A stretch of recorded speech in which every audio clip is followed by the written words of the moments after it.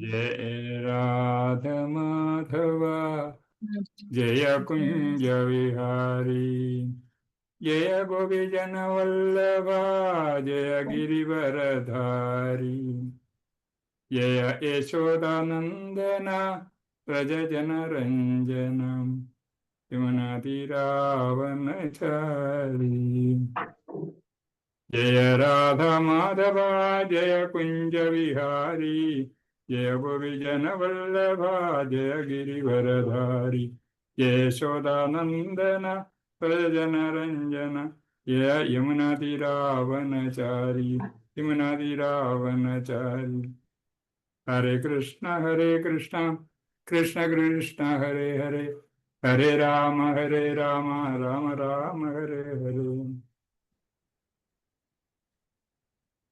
जय जय जगन्नाथ जय जय जगन्नाथ जय जय राधा माधव जय जय राधा माधव जय कृष्ण बलराम जय कृष्ण बलराम जय जय गौरनिताय जय जय गौरनिताय जय जय प्रभुपाद जय जय प्रभुपाद जय जय गुरुदेव जय जय गुरुदेव गुरुदेव जय जय गुरुदेव कृष्णाय वासुदेवाय देवकी नंदनाय च नंदगोपकुमाराय गोविंदाय नमो नमः नमो ओं विष्णुपादाय कृष्णपृष्ठाय उदरे श्रीमते महाविष्णुस्वामी नमो ओं विष्णुपादाय कृष्णपृष्ठाय उदरे श्रीमते भक्ति वेदांत स्वामिने नाम्ने नमस्ते सारस्वते देवे गौरवाणी प्रचारिणे निर्विशेष शून्यवादी पाश्चात्यदेशधारिणे ഹരേ കൃഷ്ണ. എല്ലാ ഭക്തർക്കും എൻ്റെ വിനീത പ്രണാമം.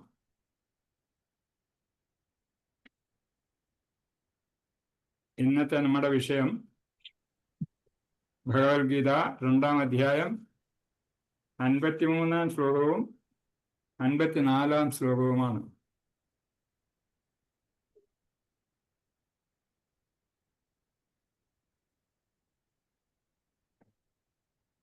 അപ്പൊ ഞാൻ 53-ാമത്തെ ശ്ലോകം ഒന്ന് വായിക്കാം.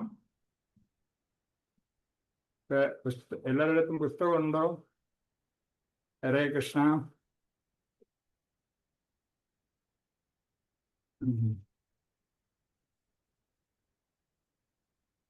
ശ്രുതി വിപ്രതിപന്നാതേ യദാ സ്ഥാസ്യതി നിശ്ചലാം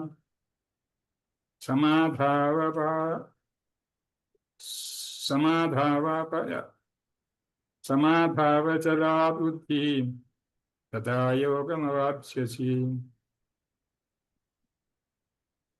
ശ്രുതി വിപ്രതിപന്നാതേ യദാ സ്ഥാസ്യതി നിശ്ചലാ സമാധാവചലാ ബുദ്ധി തഥാ യോഗമവാപ്സ്യസി. ശ്രുതി വിപ്രതിപന്നാസേ യദാ സ്ഥാസ്യതി നിശ്ചലാ സമാധാവചലാ ബുദ്ധി തഥാ യോഗമവാപ്സ്യസി.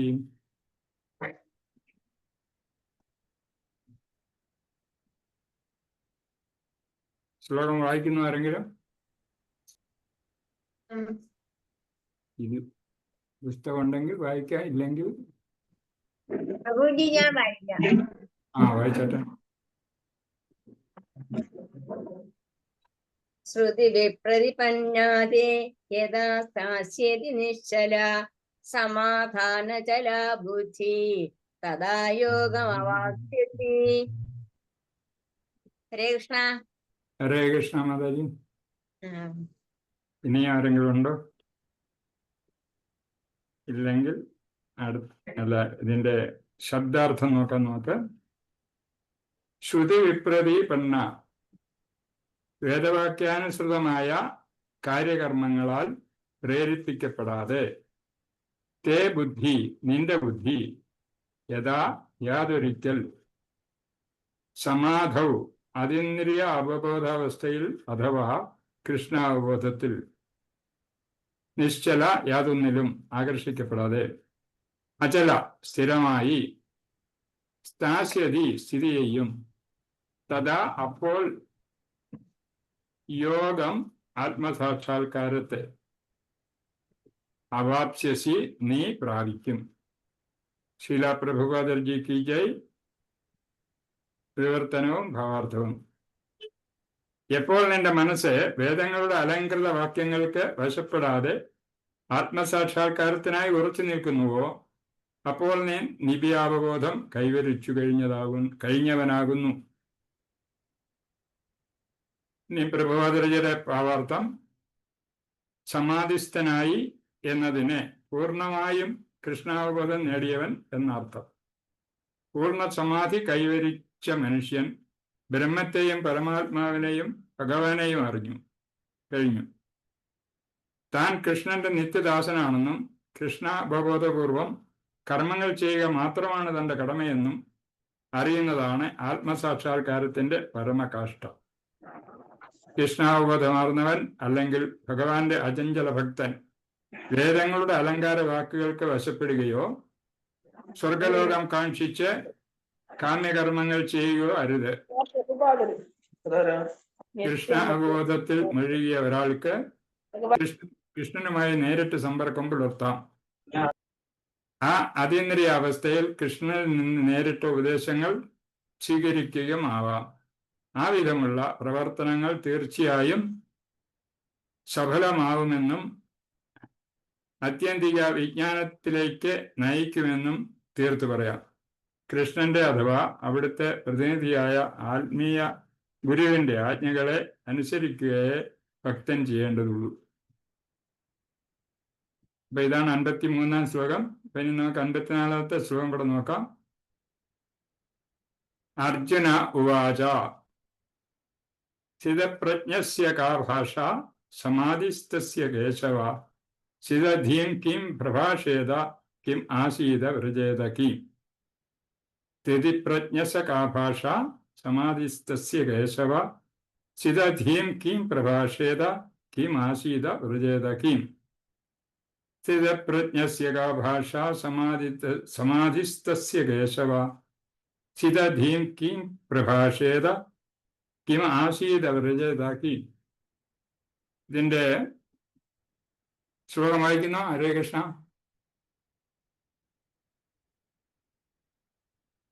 ഹരേ കൃഷ്ണ.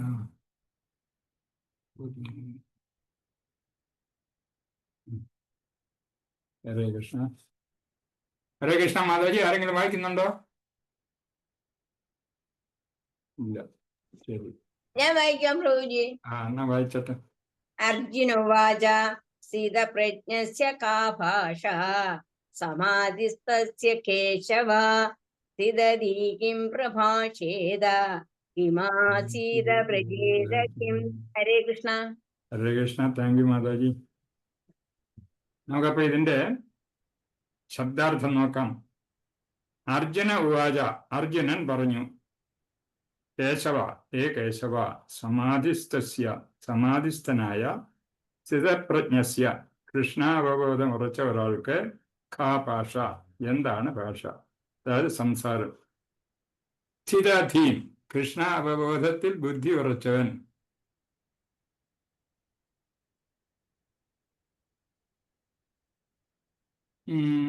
കിം പ്രഭാഷത, കിം പ്രഭാഷേത, എന്ത് സംസാരിക്കും, കിം ആസീത, എങ്ങനെ സ്ഥിതി ചെയ്യും, കിം വ്രജേത, എങ്ങനെ സഞ്ചരിക്കും. ശീല പ്രഭുപാദജിക്ക് ജയ്. വിവർത്തനവും ഭാവാർത്ഥവും. അർജുനൻ ചോദിച്ചു, അല്ലയോ കൃഷ്ണ,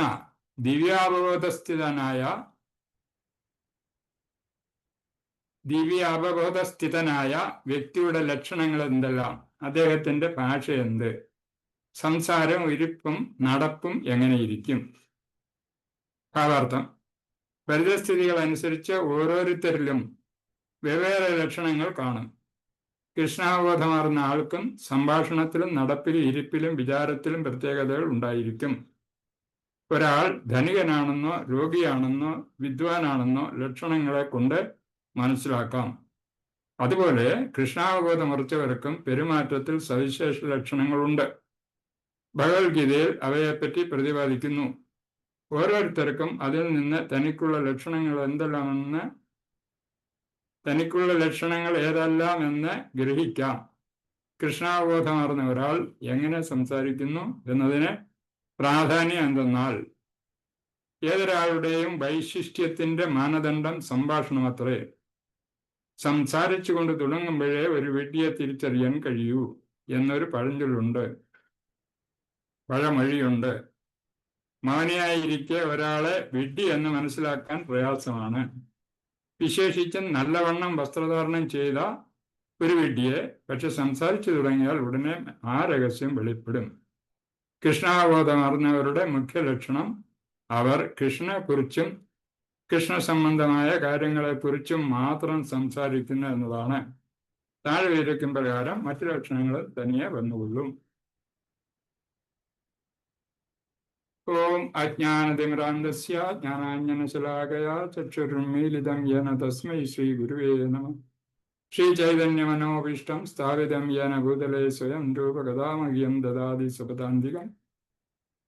വന്ദേഹം ശ്രീഗുരോ ശ്രീയുതപദകമലം ശ്രീഗുരുവൻ വൈഷ്ണവാൻച ശ്രീരൂപം സാഗ്രജാതം സഖഗണ രഘുനാഥാന്വിതം തം സജീവ സദ്വൈതം സാവധൂതം പരിജനസഹിതം കൃഷ്ണ ചൈതന്യദേവം ശ്രീ രാധാകൃഷ്ണപാദാൻ സഹഗണ ഗിരിദാസീശാഖാന്വിതം ച. ഹേ കൃഷ്ണ കരുണാ സിന്ധോ ദീനബന്ധോ ജഗത്പതേ ഭുവേശ ഗോപികാന്ത രാധാകാന്ത നമസ്തുതേ. തപ്തകാഞ്ചന ഗൗരാംഗീ രാധേ വൃന്ദാവനേശ്വരി വൃഷഭാനുസുതേ ദേവി പ്രണമാമി ഹരിപ്രിയ. വാഞ്ചാകൽപതരുഭ്യശ്ച കൃപാ സിന്ധുഭ്യേവ ച പതിതാനാം പാവനേഭ്യോ വൈഷ്ണവേഭ്യോ നമോ നമഃ. ശ്രീകൃഷ്ണ ചൈതന്യ പ്രഭോ നിത്യാനന്ദ ശ്രീ അദ്വൈത ഗദാധർ ശ്രീവാസാദി ഗൗരഭക്തവൃന്ദ.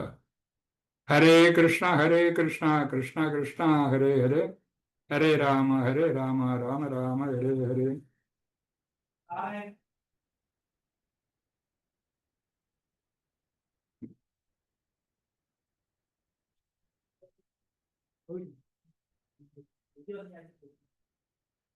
ഹരേ കൃഷ്ണ. എല്ലാവർക്കും ഒരിക്കൽ കൂടി പ്രണാമം. ശ്ലോകം 53. നമുക്ക് 53 ആദ്യം നോക്കിയിട്ട് പിന്നെ 54 നോക്കാം. അപ്പൊ 53 പറയുന്നത് ശ്രുതി വിപ്രതിപന്ന തേ യഥാ സ്ഥാസ്യസി നിശ്ചല സമാധാവചല ബുദ്ധി തഥാ യോഗമവാപ്സ്യസി.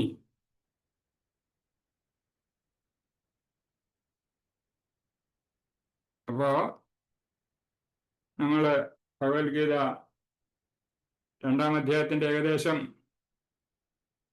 3/4 ഭാഗത്തോളമായി. അപ്പൊ ഇവിടെയൊക്കെ നമ്മൾ കണ്ടു, ആദ്യം മുതലേ നമ്മളെല്ലാം പഠിക്കുന്നുണ്ട്. ഈ 2-ാം അധ്യായത്തില് അർജുനൻ ശ്രീകൃഷ്ണ ഭഗവാന്റെ ശിഷ്യത്വം സ്വീകരിക്കുന്നു.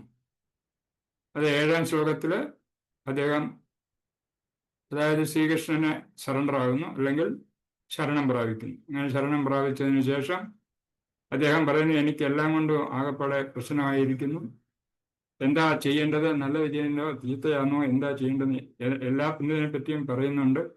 പക്ഷെ എനിക്കൊരു സംതൃപ്തി വരുന്നില്ല. അതുകൊണ്ട് ഇന്ന് മുതൽ കൃഷ്ണ എൻ്റെ ഗുരുവായി നിങ്ങൾ അങ്ങിരിക്കണം, എനിക്ക് വേണ്ടുന്ന നല്ല ഉപദേശം തരണം എന്ന് പറയുന്നു. അപ്പൊ അത് കഴിഞ്ഞതിന് ശേഷം കൃഷ്ണൻ ഇങ്ങനെ 7-ാം ശ്ലോകം 8-ാം ശ്ലോകം കഴിഞ്ഞതിന് ശേഷം കൃഷ്ണൻ ഇങ്ങനെ അർജുനന് എല്ലാ കാര്യങ്ങളെ പറ്റി, ആത്മാവ് എന്താണെന്നും ആത്മാവ് എവിടെയാണെന്നും പരമാത്മാവ് ആരാണെന്നും പരമാത്മാവായിട്ടുള്ള ബന്ധം എന്താണെന്നും ഈ പ്രപഞ്ചം എങ്ങനെ നിൽക്കുന്നു എന്നുള്ളതും എല്ലാ കാര്യങ്ങളെ പറ്റിയും ചർച്ച ചെയ്തുകൊണ്ടിരിക്കുകയാണ്. അപ്പൊ ഈ കഴിഞ്ഞ 4 ശ്ലോകങ്ങളിൽ, അതായത് ഇന്ന് നമ്മൾ ചർച്ച ചെയ്യുന്നതിന് മുമ്പുള്ള 4 ശ്ലോകങ്ങളിൽ അദ്ദേഹം ബുദ്ധിയോഗത്തിന്റെ പ്രയോജനങ്ങളെ പറ്റി പറഞ്ഞു കൊടുക്കുന്നു. ബുദ്ധിയോഗം എന്ന് പറഞ്ഞാൽ ഭക്തിയോഗം ബുദ്ധിയോഗം എല്ലാം ഒന്ന് തന്നെയാണ്. അപ്പൊ ഈ ഭക്തിയോഗത്തിന്റെ എന്താ പ്രയോജനം എന്നൊക്കെ പറഞ്ഞു കൊടുത്തു. അപ്പൊ അതിനുശേഷം ഇനിയും പറയുന്നത്, ഈ 43-ാം ശ്ലോകത്തിൽ പറയുന്നത്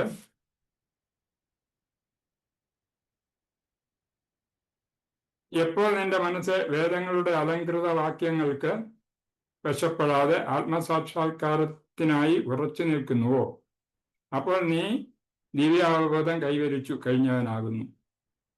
അപ്പൊ അതിൻ്റെ അർത്ഥം എന്തെല്ലാം പ്രലോഭനങ്ങൾ വെളിയിൽ നിന്നുണ്ടായാലും ശരി അതൊന്നും ശ്രദ്ധിക്കാതെ കൃഷ്ണ അവബോധത്തിൽ മാത്രം ഉറച്ചു നിൽക്കുക.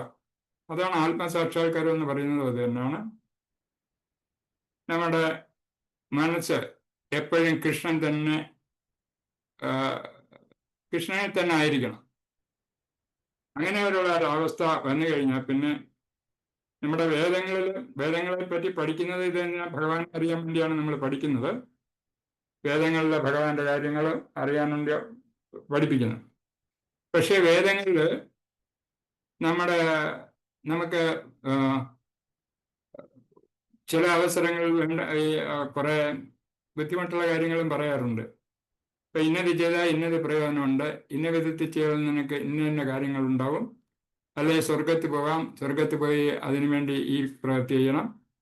അപ്പൊ അങ്ങനെയുള്ള പല പ്രലോഭിപ്പിക്കുന്നതിന് വേണ്ടി പല പല കാര്യങ്ങളുണ്ട്.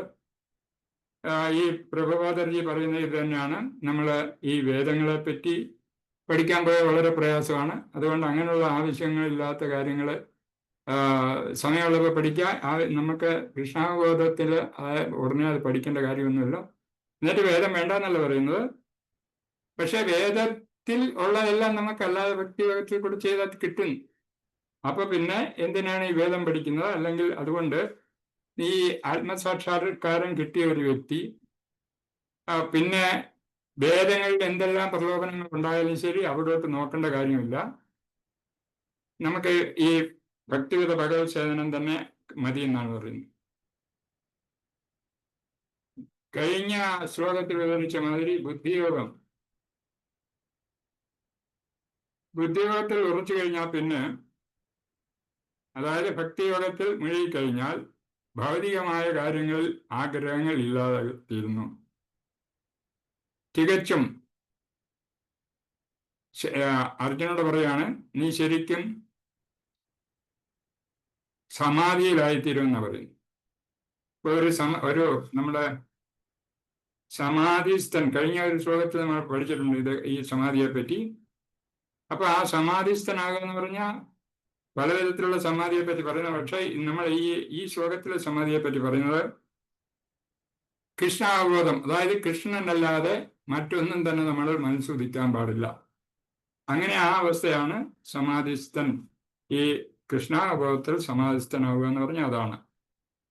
ഫലോദ്ദിഷ്ട കർമ്മങ്ങളെ പറ്റി കേട്ടാലും മനസ്സ് അചഞ്ചലം ആകുന്നില്ല അതിൽ, ഈ സമാധിസ്ഥനായി കഴിഞ്ഞത്.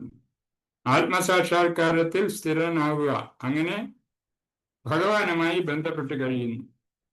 അതാണ് ഈ ഭക്തിയോഗത്തിന്റെ സിദ്ധാന്തം. അപ്പൊ ഭക്തിയോഗത്തിൽ ഉറച്ചു കഴിഞ്ഞാൽ പിന്നെ മറ്റൊന്നും ശ്രദ്ധിക്കേണ്ട കാര്യമില്ല, ശ്രദ്ധിക്കത്തുമില്ല. പക്ഷെ നമ്മളെപ്പോലുള്ളവർ, നമ്മളൊക്കെ തുടക്കത്തിൽ നിൽക്കുന്നതേ ഉള്ളൂ. ഇതുവരെ ശരിയായ ഒരു ശുദ്ധഭക്തിയിൽ എത്തിക്കഴിഞ്ഞിട്ടില്ല. ശുദ്ധഭക്തിയിൽ എത്തിക്കഴിയുന്നവരുടെ കാര്യമാണ് ഈ പറയുന്നത്. അപ്പൊ അതിനെ ഈ സ്ഥിരപ്രജ്ഞൻ എന്നൊക്കെ നമ്മൾ കേട്ടിട്ടുണ്ടല്ലോ, പഠിച്ചിട്ടുണ്ട്. അപ്പൊ അവർക്ക് വേറൊരു ചിന്തയുമില്ല, ഭഗവാനല്ലാതെ യാതൊരു ചിന്തയും, സുഖങ്ങളോ ദുഃഖങ്ങളോ മറ്റേ ചൂടോ വെളിച്ചമോ അല്ലെങ്കിൽ തണുപ്പോ ചൂടോ ഇങ്ങനെയുള്ള കാര്യങ്ങളൊന്നും അവർക്കില്ല. അത്രയ്ക്ക് അചഞ്ചലരായിട്ട് അവിടെ സ്ഥിതി ചെയ്യുക. വെളിയിൽ എന്താ നടക്കുന്നത് എന്തു തന്നെ ആയാലും ശരി, അവരുടെ ലക്ഷ്യം ഭഗവാൻ തന്നെയാണ്. അങ്ങനെ ആ സ്ഥിതിയിൽ എത്തുന്നവരെയാണ് സമാധിസ്ഥർ എന്ന് പറയുന്നതും. പ്രധാനപ്പെട്ട നമ്മുടെ ഉദ്ദേശം ഭഗവത് സേവനം മാത്രമാണ് നമ്മുടെ ഉദ്ദേശം. അതായത് നമ്മുടെ സത്വം, ഭഗവാന്റെ ദാസരായി ഭഗവത് ധാമത്തിൽ പോവുക, ഭഗവാനുമായിട്ട് ജീവിക്കുക, അല്ലെങ്കിൽ ഭഗവത് സേവനം ചെയ്ത് കഴിഞ്ഞുകൂടുക. അഥവാ അവിടെ പോകാൻ ഒത്തില്ലെങ്കിലും ശരി, ഗോലോകത്തിലെത്താൻ പറ്റിയില്ലെങ്കിലും ശരി, നമുക്ക് ഭഗവാന്റെ സേവ ചെയ്യാൻ ഇവിടെയും സാധിക്കും. ഈ നമ്മുടെ ഭൗതിക ലോകത്തും സാധിക്കും. പക്ഷെ ചില പ്രശ്നങ്ങളൊക്കെ ഉണ്ടാവും. അതുകൊണ്ട് അങ്ങനെ ആ പ്രശ്നങ്ങളിൽ നിന്ന് മുക്തരായിരിക്കുന്നവരാണ് ഈ സമാധിസ്ഥരാകുന്ന നമ്മുടെ ഭക്തന്മാർ. അപ്പൊ അങ്ങനെ സമാധി ധ്യാന ബോധത്തിന്റെ ഒരു അവസ്ഥ. ധ്യാന രീതി പല വിധത്തിലുമുണ്ട്. ധ്യാനത്തിനെ പറ്റി അറിയാലോ, ഭഗവാനെ ധ്യാനിക്കാം. നമ്മളെ ഈ സമാധി എന്ന് പറയുന്ന അതിന്റെ ഒരു അർത്ഥം പറയുക, ധ്യാനബോധത്തിന്റെ ഒരു അവസ്ഥയാണ് ഈ സമാധി എന്ന് പറയുന്നത്. ഒരു വ്യക്തി പരിപൂർണമായി കൃഷ്ണബോധത്തിൽ എത്തുന്നതിന് ആണ് സമാധി എന്ന് പറയുന്നത്. ഒരു ആത്മീയ ഗുരുവിന്റെ നേതൃത്വത്തിൽ 24 മണിക്കൂറും കൃഷ്ണനെ സേവിക്കുന്നതിൽ പൂർണ്ണമായി മുഴുകുക എന്നതാണ് സമാധിയുടെ ഉദ്ദേശം. അപ്പൊ നമ്മൾ സ്വതന്ത്രമായിട്ട് ഇത് ചെയ്യാൻ പറ്റത്തില്ല. അതുകൊണ്ട് നമുക്ക് ഒരു ആത്മീയ ഗുരുവിന്റെ ആവശ്യമുണ്ട്. ആത്മീയ ഗുരുവിന്റെ ശിക്ഷണത്തിൽ നമ്മൾ കൃഷ്ണാവബോധം പഠിക്കുന്നു. കൃഷ്ണാവബോധം എന്ന് പറഞ്ഞാൽ കൃഷ്ണനെ എങ്ങനെ പരിചരിക്കണം, കൃഷ്ണന്റെ സേവ എങ്ങനെ ചെയ്യണം, ഭക്തിയുത ഭഗവത് സേവനം എങ്ങനെ ചെയ്യണം, അങ്ങനെയൊക്കെ ചെയ്ത് നമ്മളെ ഏകാഗ്രതയോടുകൂടി അത് നമ്മുടെ ഭഗവാന്റെ സേവ ചെയ്യുക. ഭഗവാന്റെ സേവ ചെയ്യുന്നതും അത് നമ്മുടെ കർത്തവ്യമാണെന്ന് വിചാരിച്ച് തന്നെ ചെയ്യണം ഭഗവത് സേവ. അല്ലെങ്കിൽ ഇത് ആരോ പറഞ്ഞതനുസരിച്ച് അല്ലെ ഗുരു പറഞ്ഞതനുസരിച്ച് നമ്മളും ചെയ്യുന്നു എന്ന് വിചാരിച്ചപ്പോഴാണ്. അത് ചെയ്യുന്നതും ആത്മാർത്ഥതയോടും കൂടി സന്തോഷത്തോടും കൂടി ഭഗവാന്റെ സേവ ചെയ്യണം. എന്നെങ്കിൽ മാത്രമേ നമുക്ക് ഈ പൊസിഷനിൽ എത്താൻ പറ്റൂ. അതായത് സമാധിസ്ഥനായിരിക്കുക. സമാധിസ്ഥനായിരിക്കുക എന്ന് പറഞ്ഞാൽ നമ്മൾ സമാധി എന്ന് കേൾക്കുമ്പോൾ നമുക്ക് തോന്നുന്നത് ഈ മുനിമാരൊക്കെ പണ്ട് സമാധിസ്ഥനാകുമായിരുന്നു. ഇപ്പോഴും ഉണ്ട് അവര്, ചില മുനിമാർ സമാധിസ്ഥരാകാറുണ്ട്. അവർ കാരണം എന്ന് പറഞ്ഞാൽ യോഗികൾക്ക് അവരുടെ സമയം അനുസരിച്ച് അവരുടെ ജീവനെ ശരീരത്തിൽ നിന്നും മാറ്റിയെടുക്കാൻ സാധിക്കുന്ന ആ അവസ്ഥ ഒരു സമാധിയാണ്. പല സന്യാസിമാരും ഞാൻ കണ്ടിട്ടുണ്ട് എൻ്റെ ചെറുപ്പകാലത്ത് കൊച്ചുനാളില്. അവര് വലിയ പ്രത്യേകിച്ചൊരു സ്ഥലമൊക്കെ ഉണ്ടാക്കി അവിടെ എൻ്റെ അടുത്തൊരു സന്യാസി ഉണ്ടായിരുന്നു. ഒരു 10-15 അടി താഴെ ഒരു കുഴി ഉണ്ടാക്കി അതിനകത്ത് സമാധിസ്ഥനായി ജീവനോടെ പോയി അവിടെ ഇരിക്കുക. അതിനുശേഷം അദ്ദേഹത്തിന്റെ ജീവൻ വെടിയുക. അതിന് അതൊരു സമാധിയാണ്. പക്ഷെ നമ്മൾ പറയുന്ന സമാധി അതല്ല. കൃഷ്ണ ഭഗവാൻ നമ്മുടെ മനസ്സിൽ, നമ്മുടെ ഹൃദയത്തിൽ സ്ഥിതി ചെയ്യുക. അതുകൊണ്ട് ഭഗവാൻ ഭഗവാൻ നമ്മുടെ പരമാത്മാ രൂപത്തിൽ നമ്മുടെ ഹൃദയത്തിൽ തന്നെ ഉണ്ട്. എങ്കിലും അദ്ദേഹത്തിനെ അവിടെ സ്ഥിരമായിട്ട് ഉറപ്പിക്കുക. ഒരു സമയത്തും അദ്ദേഹത്തിൽ നിന്നും നമ്മൾ മാറാൻ പാടില്ല. അതുപോലെ തന്നെ ഒരിക്കലും അദ്ദേഹത്തെ ഒഴിവാക്കാനും പാടില്ല. അങ്ങനെ ഉള്ള ഒരവസ്ഥ ഉണ്ടാകുന്ന അതേ സമാധിയെ പറ്റിയാണ് നമ്മൾ ഈ ശ്ലോകത്തിൽ പറയുന്നത്. അങ്ങനെ സമാധിസ്ഥൻ, വേറൊരു ഭാഷയിൽ പറയുകയാണെങ്കിൽ സ്ഥിതപ്രജ്ഞൻ എന്നും പറയാം. സ്ഥിതപ്രജ്ഞൻ ആയാൽ അവരെ എങ്ങനെ തന്നെയാണ്, അവരുടെ ഏത് സമയത്തും കൃഷ്ണൻ മാത്രം അവർക്ക്. സമചിത്തതയുള്ള ബുദ്ധി എന്നാണ് ഈ സമാധിയെ പറ്റി പറയുന്നത്. സമചിത്തതയുള്ള ബുദ്ധി. സമചിത്തത എന്ന് പറഞ്ഞാൽ എന്തുവാ? ദ്വന്ദ്ങ്ങളില്ല, സുഖങ്ങളെ പറ്റി ചിന്തിക്കാറില്ല, ഉഷ്ണവും തണുപ്പും പറ്റി ചിന്തിക്കാറില്ല, ഉയർച്ചയും താഴ്ചയും ചിന്തിക്കാറില്ല. അങ്ങനെ ഉള്ള ഒരു അവസ്ഥ അതെല്ലാവർക്കും സാധിക്കുന്നത് തന്നെയാണ്. പക്ഷെ നമ്മളാരും ഒന്നും ഇതുവരെ ആയിട്ടില്ല. അപ്പൊ അതുപോലെ ആയിത്തീരാൻ ശ്രമിക്കുക. അതിനു വേണ്ടുന്ന കാര്യങ്ങളൊക്കെയാണ് നമ്മൾ ഭക്തിയോഗത്തിൽ പറഞ്ഞു തന്നിട്ടുണ്ട്. എല്ലാവർക്കും അത് ചെയ്യുകയാണെങ്കിൽ നമുക്കും ഇതേമാതിരി സമചിത്തതയോടെ സ്ഥിതപ്രജ്ഞനായിരിക്കാൻ സാധിക്കും എന്നാണ് ഈ ശ്ലോകത്തിൽ പറയുന്നത്. അപ്പൊ അതിന്റെ പ്രത്യേകത എന്ന് പറയുന്നത്, ഇങ്ങനെയുള്ള ഒരു വ്യക്തിക്ക് ബാക്കി എന്ത് പ്രലോഭനങ്ങൾ വെളിയിലുണ്ടായാലും ശരി, ബാഹ്യമായിട്ടായാലും ശരി, ആത്മീയമായിട്ടായാലും ശരി, ഭൗതിക ഭാഗത്ത് നിന്നായാലും ശരി, ആത്മീയം എന്ന് പറഞ്ഞ വേദങ്ങളിൽ നിന്നായാലും ശരി, വേദങ്ങളിലെ ഫലോദ്ദിഷ്ട കർമ്മങ്ങളെ പറ്റി പറയുന്നുണ്ട്. അങ്ങനെ ഫലോദ്ദിഷ്ട കർമ്മങ്ങൾ ചെയ്താൽ നമുക്ക് ഉന്നത ഗ്രഹങ്ങളിൽ എത്താവുന്നു. ആ ഉന്നത ഗ്രഹങ്ങളിൽ പോയിട്ട് അതിൻ്റെ സ്ഥലത്ത്, അത് ബ്രഹ്മലോകത്ത് എത്താവുന്നു. ബ്രഹ്മലോകത്ത് കൂടി പിന്നെ ബ്രഹ്മാവിൻ്റെ കൂടെ നമുക്ക് മറ്റേ ഗോലോക വൃന്ദാവനത്തിൽ അല്ലെങ്കിൽ വൈകുണ്ഠങ്ങളിൽ എത്താവുന്നൊക്കെ നമ്മൾ പഠിച്ചിട്ടുള്ളതാണ്. അപ്പൊ അങ്ങനെ പ്രലോഭനം, അതാണ് വേദങ്ങളിൽ പറയുന്നത്. അതിന് ഇന്നത് ചെയ്താൽ നമുക്ക് ഇന്ന സൗഭാഗ്യം കിട്ടുമെന്നൊക്കെ പറഞ്ഞ് പ്രലോഭിപ്പിക്കാറുണ്ട് വേദങ്ങൾ. അപ്പൊ അതിലൊന്നും നമ്മൾ നമ്മുടെ മനസ്സ് സമാധിസ്ഥമായ മനസ്സ് ഇളകാൻ പാടില്ല എന്ന് പ്രഭുപാദർജി പറയുന്നു. അതുപോലെ തന്നെ നമ്മളെ ഭഗവത്ഗീതയും പറയുന്നുണ്ട്, ഒരിക്കലും അങ്ങനെ ഉണ്ടാവാൻ പാടില്ല. അപ്പൊ അതാണ് അർജുനനോട് പറഞ്ഞത്, ഇങ്ങനെ നീ സമാധിസ്ഥൻ ആകണം, അതായത് കൃഷ്ണാവബോധത്തിൽ ചഞ്ചലമില്ലാത്ത മനസ്സോടുകൂടി കൃഷ്ണാവബോധത്തിൽ ഇരിക്കുക എന്നുള്ളതാണ് ആ ശ്ലോകത്തിൽ പറഞ്ഞത്. സമാധിസ്ഥസ്യ കേശവ. ഇനി അടുത്ത ശ്ലോകം 54-ാം ശ്ലോകമാണ്. അർജുന ഉവാച. ഇതുവരെ അർജുനൻ ഒന്നും ചോദിച്ചില്ല, തിരിച്ച് ഇപ്പൊ അർജുനൻ ചോദിക്കുകയാണ് കൃഷ്ണനോട് ഇങ്ങനെ സമാധിസ്ഥന്റെ കാര്യം പറഞ്ഞപ്പം.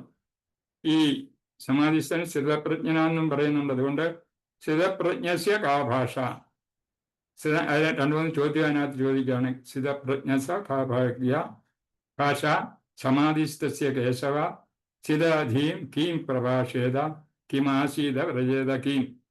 അതിന്റെ വിവർത്തനത്തിൽ പറയുന്നത്, അർജുനൻ ചോദിച്ചു, അല്ലയോ കൃഷ്ണ, ദിവ്യ അവബോധസ്ഥിതനായ വ്യക്തിയുടെ ലക്ഷണങ്ങൾ എന്തെല്ലാം, അദ്ദേഹത്തിന്റെ ഭാഷ എന്ത്, സംസാരം, ഇരിപ്പും നടപ്പും എങ്ങനെ ഇരിക്കും, അതിനെപ്പറ്റി വിവരിക്കാനാണ് കൃഷ്ണനോട് പറയുന്നത്. അപ്പൊ ഈ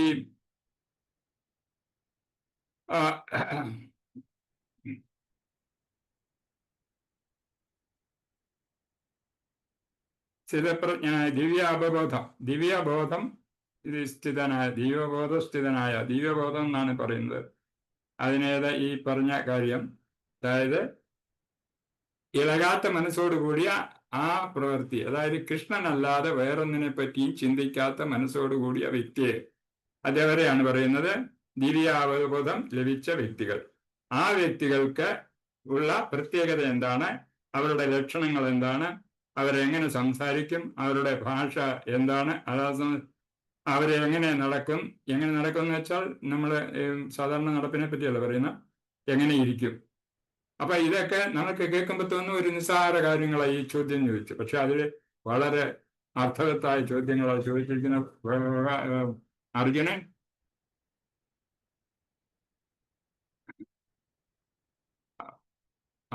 സമാധിസ്ഥന്റെ ലക്ഷണം എന്താണെന്ന് ചോദിക്കുന്നു. പരിതസ്ഥിതികളെ കുറിച്ച് ഓരോരുത്തരിലും വെവ്വേറെ ലക്ഷണങ്ങൾ കാണും. ഇപ്പൊ നമുക്ക് നമ്മുടെ നാട്ടിലറിയാമല്ലോ, നമുക്ക് എല്ലാവരുമായിട്ടും ബന്ധപ്പെടുന്ന വ്യക്തികളാണ് നമ്മളൊക്കെ തന്നെ.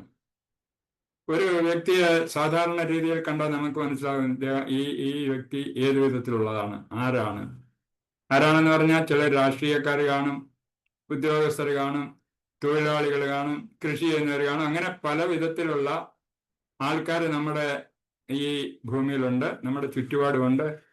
അപ്പൊ അവരുടെയൊക്കെ കണ്ടു കഴിഞ്ഞാൽ നമുക്ക് ഏകദേശം ഒരു അറിവ് കിട്ടും, ഈ മനുഷ്യൻ ഏത് വിധത്തിലുള്ളതാണ്. അപ്പൊ ചിലരുടെ കാര്യം വേഷഭൂഷാദികളിൽ നിന്നും ചിലതൊക്കെ മനസ്സിലാകും. പക്ഷേ വിഡ്ഢികളായിട്ടുള്ളവരെ വേഷഭൂഷാദികളിൽ നിന്ന് മനസ്സിലാക്കാൻ പെട്ടെന്ന് പ്രയാസമാണെന്ന് പ്രഭുപാദജി പറയുന്നുണ്ട്. എത്ര നല്ല ഡ്രസ്സ് ഇട്ട് നല്ല നമ്മളെ ഉദാഹരണം നമ്മുടെ ആൾക്കാരായാലും ശരി, കൃഷ്ണാവബോധത്തിൽ പ്രവർത്തിക്കുന്നവർ, അതായത് ഹരേ കൃഷ്ണ പ്രസ്ഥാനത്തിൽ നടക്കുന്ന ചിലരൊക്കെ ഉണ്ട്, നല്ല കുറിയും നല്ല ഡ്രസ്സും മാലയും ഒക്കെ കൊണ്ട് നടന്നാലും അവരെ പറ്റി നമുക്ക് അങ്ങനെ കണ്ടാൽ തോന്നുന്നു ഇദ്ദേഹം വലിയൊരു ഭക്തനായിരിക്കും എന്ന്. അപ്പൊ അടുത്തറിഞ്ഞ് അദ്ദേഹത്തിന്റെ സംഭാഷണങ്ങളിൽ കൂടെയൊക്കെ നമുക്ക് മനസ്സിലാവും എങ്ങനെ ഈ ഭക്തനാണോ, ശരിയായ ഭക്തനാണോ, അല്ലെങ്കിൽ എന്താണ് ഇദ്ദേഹത്തിന്റെ ലക്ഷ്യം, അങ്ങനെയൊക്കെയുള്ളത്. അപ്പൊ അതേമാതിരി ഒരു രാഷ്ട്രീയക്കാരനെ കണ്ടാലും നമുക്ക് മനസ്സിലാക്കാം ഇങ്ങനെ എങ്ങനെ ഉണ്ടെന്ന്. അപ്പൊ ഈ രാഷ്ട്രീയക്കാരനാണെങ്കിൽ അയാളുടെ സംസാരത്തിൽ പെട്ടെന്ന് നമുക്ക് മനസ്സിലാകാൻ പറ്റും അയാൾ രാഷ്ട്രീയ കാര്യങ്ങൾ മാത്രമാണ് സംസാരിക്കുന്നത്. അല്ലെങ്കിൽ രാഷ്ട്രീയമായാലും ശരി, അല്ലെങ്കിൽ മറ്റു വിദ്വേഷങ്ങളെ പറ്റി, അസൂയ, കുശുമ്പ്, ഇങ്ങനെയൊക്കെയുള്ള കാര്യങ്ങളെ പറ്റിയൊക്കെ സംസാരിക്കും. കാരണം മറ്റുള്ളവരെ എങ്ങനെയെങ്കിലും തറപറ്റിച്ചെങ്കിൽ മാത്രമേ ഇയാൾക്ക് നേടിപ്പോകാൻ പറ്റൂ. അതുകൊണ്ട് രാഷ്ട്രീയക്കാരന്റെ സംസാരം കേട്ടാൽ പെട്ടെന്ന് നമുക്ക് മനസ്സിലാകും എങ്ങനെയാണ്. അതേപോലെ തന്നെ നമ്മുടെ ഒരു സ്ഥിതപ്രജ്ഞനായ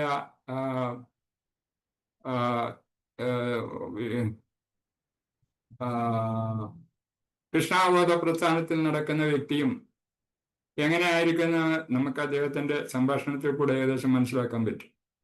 കാരണം ഒരു കൃഷ്ണാവബോധ പ്രസ്ഥാനത്തിൽ ഇതേമാതിരി നിലയിലെത്തിയ ഒരു വ്യക്തി, അതായത് സ്ഥിതപ്രജ്ഞൻ എന്നുള്ള രീതിയിലെത്തിയ മനുഷ്യരാണെങ്കിൽ അവർ വേണ്ട കാര്യങ്ങൾ ഭഗവാന്റെ കാര്യമായിരിക്കും മിക്കവാറും സംസാരിച്ചുകൊണ്ടിരിക്കുന്നത്. അദ്ദേഹത്തിന്റെ പ്രവൃത്തി അതുപോലെ തന്നെ ആയിരിക്കും. മറ്റുള്ളവരുടെ മാതിരി കൂട്ടങ്ങളിൽ ചാടി നടക്കുകയോ അങ്ങനെയുള്ള പ്രവൃത്തിയൊന്നും അവർ ചെയ്യില്ല. അവർ വേണ്ട വിധത്തിൽ ഭഗവാന്റെ കാര്യങ്ങൾ എപ്പോഴും ചിന്തിച്ചുകൊണ്ടേയിരിക്കും. ഭഗവാന്റെ കാര്യത്തെ പറ്റിയായിരിക്കും സംസാരിക്കുന്നത്. അതുപോലെ തന്നെ കൂട്ടം കീഴിൽ നിന്ന് സംസാരിക്കുന്നിടത്തെത്തിയാൽ അവരുടെ നമ്മുടെ ഭഗവാന്റെ കാര്യങ്ങളല്ല സംസാരിക്കുന്നുണ്ടെങ്കിൽ അദ്ദേഹം ദൂരെ മാറി പോകാൻ ശ്രമിക്കും. അപ്പൊ ഏകദേശം നമുക്ക് ആ പ്രവണത ഉണ്ടാകും. അപ്പൊ ഇതിനെപ്പറ്റിയൊക്കെ അടുത്ത ശ്ലോകത്തിൽ ഭഗവാൻ പറയുന്നുണ്ട്. ഒരു സ്ഥിതപ്രജ്ഞൻ എങ്ങനെയായിരിക്കും അദ്ദേഹത്തിന്റെ പ്രവൃത്തി എന്ന്. ഇതിപ്പം അർജുനൻ ചോദിക്കുന്നതേ ഉള്ളു. അടുത്ത ശ്ലോകം മുതൽ ഭഗവാൻ ഓരോരുത്തരുടെ ഒരു സ്ഥിതപ്രജ്ഞൻ അല്ലെങ്കിൽ ഒരു സമാധിസ്ഥൻ അവസ്ഥയിലുള്ള ഒരു വ്യക്തി എന്തൊക്കെ ചെയ്യും, എന്തൊക്കെയാണ് അദ്ദേഹം ഇതിന്റെയൊക്കെ ഉത്തരം ചോദിക്കുന്നുണ്ട്. സമാധിസ്ഥന്റെ ലക്ഷണം, സ്ഥിതപ്രജ്ഞൻ എങ്ങനെ പ്രവർത്തിക്കുന്നു, അദ്ദേഹത്തിന്റെ ഇന്ദ്രിയങ്ങളെ എങ്ങനെ നിയന്ത്രിക്കുന്നു, എങ്ങനെ പ്രശ്നങ്ങളുമായി അദ്ദേഹം പ്രവർത്തിക്കുന്നു, ഇതിനെപ്പറ്റിയൊക്കെ അറിയാൻ അർജുനൻ ആഗ്രഹിക്കുന്നു. അത് അടുത്ത ശ്ലോകം മുതൽ പറയുന്നുണ്ട്. ഇതാണ് ഈ ശ്ലോകത്തിൽ ചോദിക്കുന്നത്. പരിതസ്ഥിതിയെ കുറിച്ച് ഓരോരുത്തരിലും വെവ്വേറെ ലക്ഷണങ്ങൾ കാണും. കൃഷ്ണാവബോധമാർന്ന ആൾക്കും സംഭാഷണത്തിലും നടപ്പിൽ ഇരിപ്പിലും വിചാരത്തിലും പ്രത്യേകതകൾ ഉണ്ടായിരിക്കും. ഒരാൾ ധനികനാണെന്നോ രോഗിയാണെന്നോ വിദ്വാനാണെന്നോ ലക്ഷണങ്ങൾ കൊണ്ട് മനസ്സിലാക്കാൻ കഴിയും. ഇത് കാണാം. ഈ വേഷങ്ങളും അദ്ദേഹത്തിന്റെ നടത്തവും അതെല്ലാം നോക്കി നമുക്കൊരു വിദ്യാസമ്പന്ന അല്ല രോഗിയാണെന്നോ ധനികനാണെന്നൊക്കെ മനസ്സിലാക്കാം. ആ വേഷഭൂഷാദികൾ ചിലരെയൊക്കെ കണ്ടാൽ മനസ്സിലാകത്തില്ല. എന്നാലും ഭൂരിപക്ഷം ആളുകളും അവരുടെ ആ സ്റ്റാറ്റസ് അനുസരിച്ച് അവരുടെ വസ്ത്രധാരണവും അവരുടെ പ്രവൃത്തി അവരുടെ നടപ്പും എല്ലാം കൊണ്ട് നമുക്ക് മനസ്സിലാക്കാൻ സാധിക്കും. ലക്ഷണങ്ങളെ കൊണ്ട് മനസ്സിലാക്കാം. അതുപോലെ കൃഷ്ണാവബോധം ഉറച്ചവർക്കും പെരുമാറ്റത്തിൽ സവിശേഷ ലക്ഷണങ്ങളുണ്ട്. ഞാൻ പറഞ്ഞ മാതിരി ഭഗവത്ഗീതയിൽ അവയെപ്പറ്റി പ്രതിപാദിക്കുന്നു. ഓരോരുത്തർക്കും അതിൽ നിന്ന് തനിക്കുള്ള ലക്ഷണങ്ങൾ ഏതെല്ലാമെന്ന് ഗ്രഹിക്കാം. കൃഷ്ണാവബോധമർന്ന ഒരാൾ എങ്ങനെ സംസാരിക്കുന്നു എന്നതിന് പ്രാധാന്യം എന്തെന്നാൽ ഏതൊരാളുടെയും വൈശിഷ്ട്യത്തിന്റെ മാനദണ്ഡം സംഭാഷണം അത്രേ. ഇതാണ് പ്രധാന കാര്യം പറയുന്നത്. എങ്ങനെ മനസ്സിലാക്കാം? ഒരു വ്യക്തിയുടെ സംസാരത്തിൽ നിന്ന് നമുക്ക് മനസ്സിലാകും ഈ വ്യക്തി എങ്ങനെയുള്ളതാണ്. അപ്പൊ ഒരു സാധാരണ വ്യക്തി സംസാരിക്കുന്നതും ഒരു കൃഷ്ണാവബോധ പ്രസ്ഥാനത്തിൽ ഉള്ള ഒരു വ്യക്തി സംസാരിക്കുന്നതായിട്ട് ഒരുപാട് വ്യത്യാസങ്ങളുണ്ട്. പലരും സംസാരിക്കുന്നത് അവരുടെ ജീവിതത്തിൽ എന്തൊക്കെ നടക്കുന്നു, അല്ലെ അവരെന്തൊക്കെ ചെയ്യുന്നു, അതൊക്കെ സംസാരിച്ചുകൊണ്ടിരിക്കും ഒരു സാധാരണ വ്യക്തിയാണ്. അല്ലെ മറ്റേ കഴിഞ്ഞ സിനിമയുടെ കഥ എന്താ, അല്ലെ രാഷ്ട്രീയത്തിൽ ആരാണ് ജയിച്ചത്, എവിടെയാണ് ഇലക്ഷൻ നടക്കുന്നത്, ഇങ്ങനെയൊക്കെയുള്ള കാര്യങ്ങളായിരിക്കും അവർ ചോദിക്കുന്നത്. അതേസമയത്ത് കൃഷ്ണാവബോധ പ്രസ്ഥാനത്തിലുള്ളവര് ഇങ്ങനെയുള്ള കാര്യങ്ങൾ കൂടുതൽ ശ്രദ്ധിക്കാറില്ല. സിനിമ പോലും TV പോലും കാണരുതെന്നാണ് നമ്മുടെ ആചാര്യന്മാർ പറഞ്ഞിട്ടുള്ളത്. TV അതുപോലെ തന്നെ ന്യൂസ് പേപ്പർ വായിക്കാൻ പാടില്ല എന്നൊക്കെ പറഞ്ഞിട്ടുണ്ട്. അപ്പൊ അത് അന്നത്തെ കാലത്ത് അങ്ങനെയൊക്കെ ഉണ്ടായിരുന്നു. ഇപ്പൊ എന്താന്ന് എനിക്ക് നല്ല പരിചയമില്ല എങ്ങനെയാണ്. പക്ഷെ ഇതൊക്കെയാണ് സാധാരണ കൃഷ്ണാവബോധം ഉള്ളവര് ഇങ്ങനെയുള്ള കാര്യങ്ങളെ പറ്റി സംസാരിക്കത്തില്ല. എപ്പോഴും അവര് ഭഗവാന്റെ കാര്യങ്ങളും ഭഗവത് കഥകള് നമ്മൾക്ക് ഒരുപാട് കഥകള് മഹാഭാരതത്തിലായാലും അതുപോലെ തന്നെ ഭാഗവതത്തിലായാലും ഭഗവാനെ പറ്റി സംസാരിക്കാനുള്ള കഥകളൊക്കെ ഒരുപാട് കഥകൾ. കൃഷ്ണൻ എന്നൊരു ബുക്ക് നമുക്ക് പ്രബോധർ തന്നിട്ടുണ്ട്. അതിനകത്ത് തന്നെ എത്രയോ കഥകൾ കിടക്കുന്നു. മനസ്സിലാക്കാൻ ഭഗവാന്റെ കാര്യങ്ങൾ, കഥകൾ എന്ന് പറഞ്ഞാൽ ഭഗവാന്റെ കാര്യങ്ങൾ, അന്ന് ഭഗവാൻ ചെയ്തിട്ടുള്ള പ്രവൃത്തികളെ പറ്റി മനസ്സിലാക്കുക. അങ്ങനെ ഭഗവാന്റെ പ്രവൃത്തി കാര്യങ്ങളെ പറ്റി നമ്മൾ എപ്പോഴും പാടിക്കൊണ്ടിരുന്നാൽ അല്ലെങ്കിൽ അതിനെപ്പറ്റി പറഞ്ഞുകൊണ്ടിരുന്നാൽ നമുക്ക് എന്തൊക്കെ മുന്നോട്ട് പോകുന്നതിനുള്ള ബുദ്ധിവൈഭവങ്ങൾ ഭഗവാൻ തരുന്നു എന്ന് നമ്മുടെ ഭഗവത്ഗീതയിൽ 10ാം അധ്യായത്തിൽ പറയുന്നുണ്ട്. ശ്ലോകം എല്ലാവർക്കും അറിയാവുന്നതാണ്. അപ്പൊ അങ്ങനെ നമുക്ക് ഭഗവത് കീർത്തനം, അതായത് കൃഷ്ണാവബോധമുള്ളവർ ഭഗവത് കീർത്തനം, ഭഗവാനെ പറ്റി കേൾക്കുകയും കീർത്തനം ചെയ്യുകയും ചെയ്തുകൊണ്ടിരിക്കാമെങ്കിൽ അവർക്ക് ഭഗവാൻ തന്നെ വേണ്ടുന്ന ഐശ്വര്യങ്ങൾ, ഭഗവാന്റെ എല്ലാവിധത്തിലുള്ള ഐശ്വര്യങ്ങളും അവർക്കുണ്ടാകും എന്ന് ഭഗവത്ഗീതയിൽ പറയുന്നുണ്ട്. അതുപോലെ തന്നെ നമ്മൾ ഏത് വിധത്തിൽ നടക്കണമെന്നും പ്രവർത്തിക്കണമെന്നും ഏത് നമ്മുടെ ഓരോ ഇന്ദ്രിയങ്ങളെ എങ്ങനെ പ്രവർത്തിപ്പിക്കണം, എല്ലാ ഇന്ദ്രിയങ്ങളും ഏത് സമയത്തും ഭഗവാന്റെ സേവനത്തിന് വേണ്ടി പ്രവർത്തിക്കണം എന്നാണ് പറയുന്നത്. ഉദാഹരണ സഹിതം ഭഗവത്ഗീതയിൽ പറഞ്ഞിട്ടുണ്ട്. ഭാഗവതത്തിൽ എപ്പോഴും പറയുന്നത് ഇതൊക്കെ തന്നെയാണ്. എല്ലാ അധ്യായത്തിലും നമ്മുടെ പ്രവർത്തികൾ ഏത് വിധമായിരിക്കണം എന്നുള്ളത്. ഒരു സാധാരണ കൂട്ടത്തിൽ എന്ത് സംഭവിക്കുന്നു, അതിലിടപെടുമ്പോൾ മനുഷ്യൻ എങ്ങനെ ചിന്തിക്കണം, എങ്ങനെ പ്രവർത്തിക്കണം, ഇതൊക്കെയാണ് ഏത് വിധത്തിൽ ഈ ചോദ്യങ്ങൾ അർജുനൻ ചോദിക്കുന്നത്. ഒരു സ്ഥിതപ്രജ്ഞനായിട്ടുള്ള ഒരാൾ എങ്ങനെയായിരിക്കണം ആ സമയത്ത് പ്രവർത്തിക്കേണ്ടത്, അല്ലെങ്കിൽ ഒരു വിഷമഘട്ടത്തിൽ എങ്ങനെ പ്രവർത്തിക്കണം, മനുഷ്യ സ്നേഹത്തോടു കൂടി പ്രവർത്തിക്കണം എന്നുള്ളത് നമുക്ക് എല്ലാവർക്കും അറിയാം. അപ്പൊ അങ്ങനെ പരോപകാരം വിധത്തിലുള്ള ജോലി ചെയ്യുക ഈ നമ്മുടെ കൃഷ്ണഭഗവത പ്രസ്ഥാനക്കാര്. ഒരുപാട് ജോലികൾ, അതായത് കൃഷ്ണഭഗവതത്തിലുള്ള ഒരു വ്യക്തിക്ക് ഒരുപാട് കാര്യങ്ങൾ ചെയ്യാനായിട്ടുണ്ട്. പക്ഷെ അതൊക്കെ നമ്മളിപ്പോൾ പറയുന്നില്ല, അത് നമുക്ക് എല്ലാവർക്കും അറിയുന്നതാണ്. ഇപ്പം പുതിയതായിട്ട് വന്നിട്ടുള്ളവരാണെങ്കിൽ അവരും അടുത്ത ക്ലാസ്സുകളിലൊക്കെ നമുക്ക് പറഞ്ഞ് മനസ്സിലാക്കാം. ഈ 55-ാം ശ്ലോകം മുതൽ 4-5 ശ്ലോകത്തിൽ ഇതിനെപ്പറ്റി ഒരു കാര്യങ്ങളൊക്കെ പറയുന്നത്. ഒരു കൃഷ്ണഭഗവത പ്രസ്ഥാനത്തിൽ അല്ലെങ്കിൽ ഒരു സ്ഥിതപ്രജ്ഞനായ വ്യക്തി എങ്ങനെ ചെയ്യണമെന്നും ഒക്കെ പറയുന്നുണ്ട്. അതുപോലെ തന്നെ ഒരു വ്യക്തിയുടെ സംസാരത്തിൽ നിന്ന് മനസ്സിലാക്കാം എന്നും പറയുന്നുണ്ട്. അപ്പൊ അങ്ങനെ കൃഷ്ണാവബോധത്തിൽ പ്രവർത്തിക്കുന്ന ഒരാളിനെ പറ്റി മനസ്സിലാക്കാനുള്ള ഒരു വഴി സംഭാഷണത്തിൽ കൂടെ മനസ്സിലാക്കാം. വൈശിഷ്ട്യത്തിന്റെ മാനദണ്ഡം സംഭാഷണം മാത്രമേ സംസാരിച്ച് തുടങ്ങുമ്പോഴേ ഒരു വിഡ്ഢിയെ തിരിച്ചറിയാൻ കഴിയൂ എന്നൊരു പഴമൊഴിയുണ്ട്. അത് മനസ്സിലാക്കാൻ പറ്റും നമുക്ക്. വളരെ നീറ്റായിട്ട് ഡ്രസ്സൊക്കെ ചെയ്ത് നമ്മൾ ട്രെയിനിൽ യാത്ര ചെയ്യുമ്പോഴോ അല്ലെങ്കിൽ ഇങ്ങനെയുള്ള പൊതു പ്രദേശങ്ങളൊക്കെ നമ്മൾ പോവുകയാണെങ്കിൽ ചില മനുഷ്യർ അങ്ങനെ ഇരിക്കുന്നുണ്ടാവും. മൗനം വിദ്വാൻ ഭൂഷണമെന്ന് നമുക്ക് പറഞ്ഞു കേട്ടിട്ടുള്ള മാതിരി അയാളും വല്ല ഡീസൻ്റായിട്ടൊക്കെ അവിടെ ഇരിക്കും. പക്ഷെ അയാളുമായിട്ട് തുറന്ന് സംസാരിക്കുമ്പോഴാണ് മനസ്സിലാകുന്നത് ഈ മനുഷ്യൻ ഇത്രയൊന്നും ഗുണമില്ല, ഈ മനുഷ്യൻ ഇങ്ങനെയുള്ളതാണെന്ന് മനസ്സിലാക്കുന്നത്. അപ്പൊ ഈ സംഭാഷണം എന്ന് പറയുന്നത് വളരെ പ്രധാനപ്പെട്ട കാര്യമാണ്. അത് ശ്രദ്ധിച്ച് ഈ നമ്മുടെ അവബോധത്തിലുള്ള കൃഷ്ണാവബോധത്തിലുള്ള വ്യക്തി അത് ശ്രദ്ധിച്ചു വേണം സംസാരിക്കുന്നതും എല്ലാം ചെയ്യേണ്ടതും. അതും കൂടെ മനസ്സിലാക്കാൻ വേണ്ടിയിട്ടാണ് ഇതിനകത്ത് പറയുന്നത്. ഒരു സംസാരവും ശ്രദ്ധിച്ച് അതിനൊരു നമുക്കൊരു പുസ്തകമുണ്ടല്ലോ തന്നിട്ടുണ്ട്. അതിനകത്ത് ഒരു സംസാരത്തെ പറ്റി എങ്ങനെ പറയുന്നു എന്നുള്ളത്. സംസാരമായാലും ഉപദേശാമൃതം എന്ന് പറയുന്ന ഒരു പുസ്തകമുണ്ട്. അതിനകത്ത് നമ്മുടെ സംസാരത്തെ പറ്റിയും നമ്മുടെ ഭക്ഷണശീലങ്ങളെ പറ്റിയും നമ്മൾ ചെയ്യേണ്ട പ്രവൃത്തിയെ പറ്റിയും ഒക്കെ പറഞ്ഞു തരുന്നുണ്ട്. അത് വിദേശാമൃതം ഉണ്ടെങ്കിൽ എല്ലാവരും എടുത്ത് പഠിക്കുക.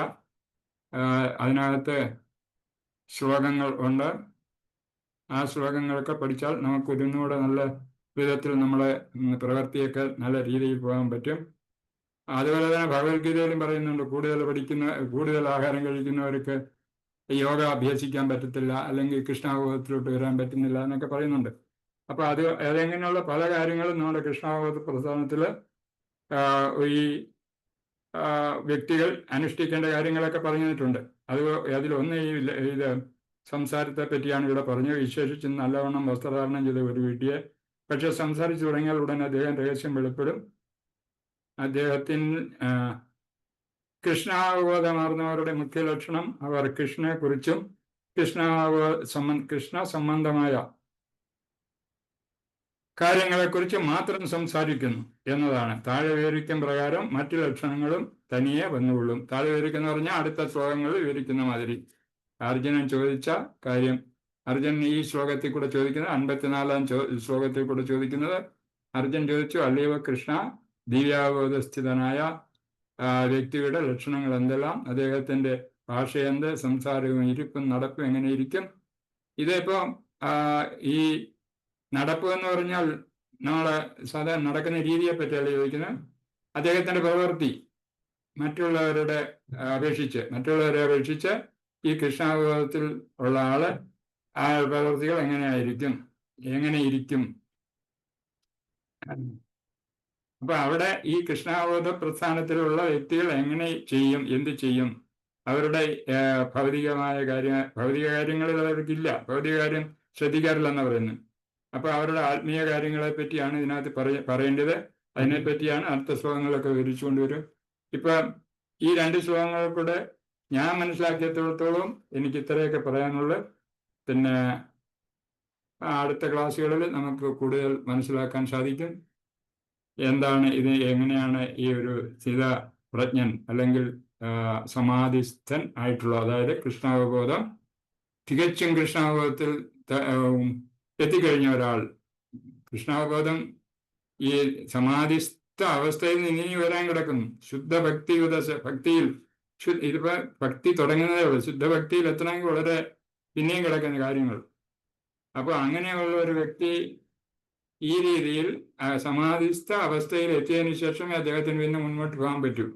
അപ്പൊ അങ്ങനെ ആ ഒരു സമാധിസ്ഥനായ അല്ലെങ്കിൽ സ്ഥിതപ്രജ്ഞനായ ഒരുത്തിന്റെ ഗുണങ്ങൾ, മേന്മകൾ അദ്ദേഹം ചെയ്യുന്നത് എന്തൊക്കെയാണെന്നുള്ളതാണ് അർജുനൻ ഈ ശ്ലോകങ്ങൾ കൂടെ ചോദിച്ചിരിക്കുന്നത്. മറ്റേ ആദ്യം പറഞ്ഞത് ഈ കൃഷ്ണാവബോധത്തിൽ എങ്ങനെ എത്തിപ്പെടും, അതിൻ്റെ ലക്ഷണങ്ങൾ പറഞ്ഞു കഴിഞ്ഞു. കൃഷ്ണാവബോധത്തിൽ എത്തുന്ന വ്യക്തി അദ്ദേഹത്തിൻ്റെ മനസ്സ് എപ്പോഴും കൃഷ്ണനിൽ തന്നെ ആയിരിക്കണം. ഏതവസരത്തിൽ ഒരിക്കലും കൃഷ്ണനെ മറക്കാതിരിക്കുക, എപ്പോഴും ഓർമ്മിക്കുക. അപ്പൊ അങ്ങനെയൊക്കെ ഇത്രയുള്ള ഇതിനകത്തുള്ള കാര്യങ്ങൾ. ഇനിയും ഈ ഞാൻ പറഞ്ഞതിൽ എന്തെങ്കിലും വിട്ടുപോയിട്ടുണ്ടെങ്കിൽ, അല്ലെങ്കിൽ ഞാൻ പറഞ്ഞതിൽ തെറ്റുകൾ ഉണ്ടെങ്കിൽ അതിനെപ്പറ്റി ആർക്കെങ്കിലും ചോദിക്കാം, പറയാം. ഹരേ കൃഷ്ണ. എല്ലാവരും ഉണ്ടല്ലോ, കേൾക്കാതിരുന്നോ? ഇടയ്ക്ക് കെട്ടാതെ എന്തോന്നൊന്നും അറിഞ്ഞില്ല. ഹരേ കൃഷ്ണ. കേൾക്കാം പ്രഭു. ആരെങ്കിലും ഉണ്ട്? ഹരേ കൃഷ്ണ, ഹരേ കൃഷ്ണ. ഇത്രയൊക്കെ ഉള്ള മാതാജി പറയാൻ, ഈ ശ്ലോകത്തെ പറ്റി പറയാൻ. ഹരേ കൃഷ്ണ പറഞ്ഞാട്ടെ.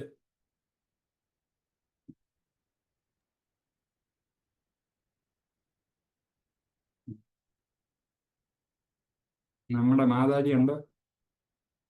ഐശ്വര്യമാതില്ല പ്രഭു. ഇല്ലയോ? അപ്പൊ നമുക്ക് നിർത്താം. നിർത്താം പ്രഭു. താങ്ക് യു പ്രഭു. വാഞ്ചാകൽപതരുഭ്യശ്ച കൃപാസിന്ധുഭ്യോ പതിതാനാം പാവനേഭ്യോ വൈഷ്ണവേഭ്യോ നമോ നമഃ. എല്ലാവർക്കും ഒരിക്കൽ കൂടി എൻ്റെ പ്രണാമം. ശീലാ പ്രഭുപാദജിക്ക് ജയ്. എല്ലാവർക്കും ജയ്. ഹരേ കൃഷ്ണ. നിർത്താം.